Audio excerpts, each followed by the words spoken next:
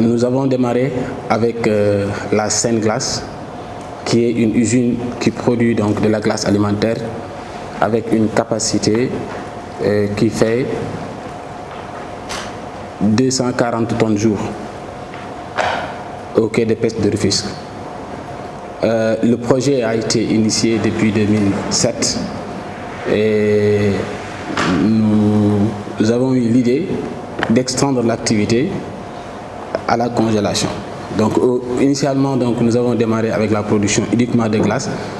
Maintenant en 2015 nous avons eu l'idée de faire de la congélation pour extendre. Au début c'était une extension.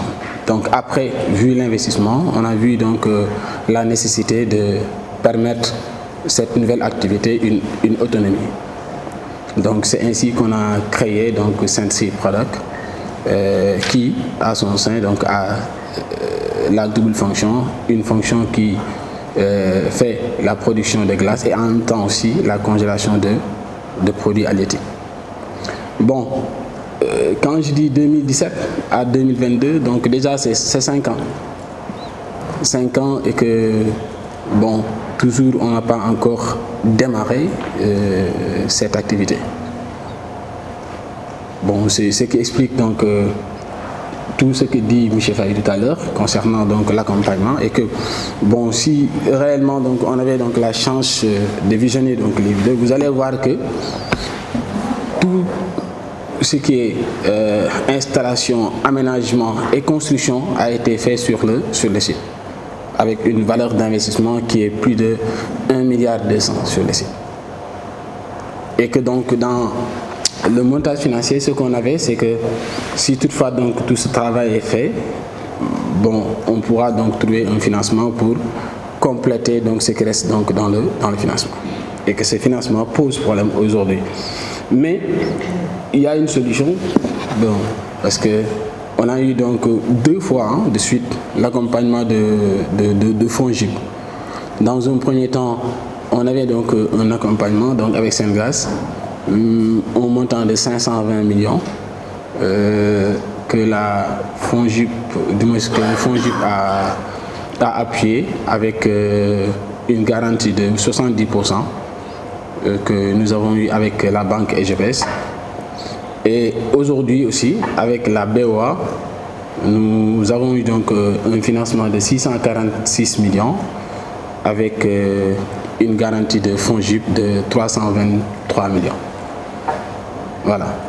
Donc, juste pour dire que les problèmes qu'évoquait tout à l'heure M.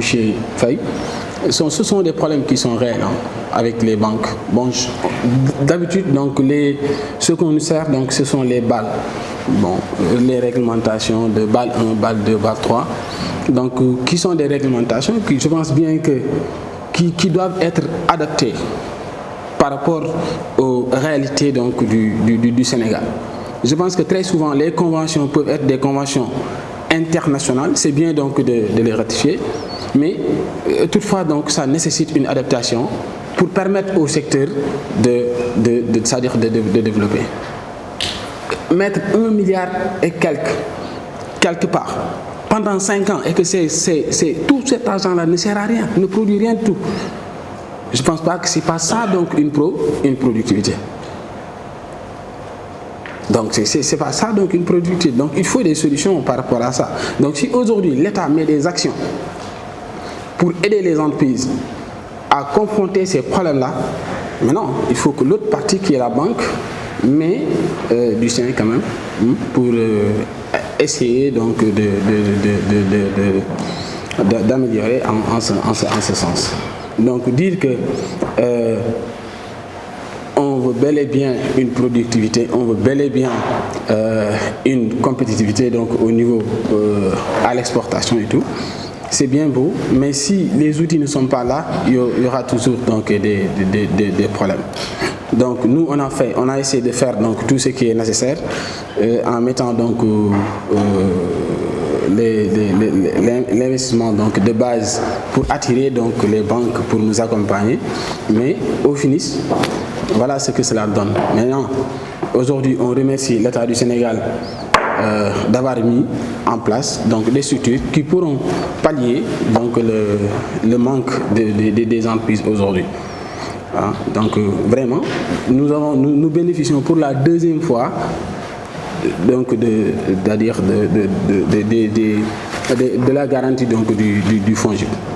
Dans un premier temps, on l'avait eu avec un financement de 520 millions, je l'ai bien expliqué, et dans un deuxième temps avec le programme donc de Ether, un financement de 646 millions avec une garantie de 23 millions. Donc aujourd'hui, c'est bien, mais pour nos amis banquiers, bon, je pense que vous allez relayer donc l'information au niveau donc supérieur pour dire que toutes ces conventions sont bien beaux et c'est bien de les ratifier, mais il faut les adapter quand même avec donc notre réalité qui est là.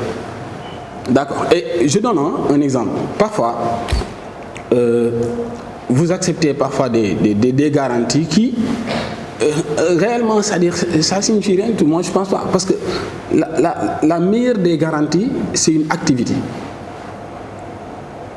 La meilleure des garanties, c'est une activité. L'entreprise doit être capable de produire. Capable de produire, c'est en ce sens que l'entreprise pourrait être en mesure de rembourser. Mais à quoi sert donc tout ce que vous réclamez, hein? Des terrains, ça ne sert à rien du tout quand même. Aujourd'hui, je vous dis, avec la Sainte-Glace, c'est Sainte-Glace qui a mobilisé 1400 et quelques millions, c'est-à-dire 1,4 milliard et quelques millions, sur une période de 5 ans. D'accord? Minimum, on a un cash flow minimum de près de 300 millions. D'accord. Maintenant, cette entreprise, est-ce que cette entreprise a besoin de faire donc tout ce long chemin pour avoir donc un carton de 600 et quelques millions? Et sur le site, si vous inspectez le site, vous allez voir qu'on en fait plus que ce qu'on vous demande. D'accord? Donc, il y a l'intérêt de revoir donc ces conventions qu'on ratifie. Donc, parce que je pense qu'on n'est pas obligé d'appliquer donc juste mesure. Telle est la convention, on l'applique donc. Non, mais il faut quand même qu'on essaie d'adapter donc ces conventions quand même. Hein? Sinon, on remercie encore une fois FONGIP. Nous, on ne connaît pas encore FONSIS et ADPME pour le moment, mais j'ai écouté donc l'exposé sur l'ADPME et le FONSIP, donc certainement donc nous allons prendre contact. Et tout à l'heure, donc tous les documents qu'on a donnés, donc la présentation a été faite de façon ramassée. Je ne sais pas si on pourrait avoir donc la possibilité de partager donc ces documents. Donc ça serait vraiment utile. Nous remercions toute l'assistance et nous excusons quand même.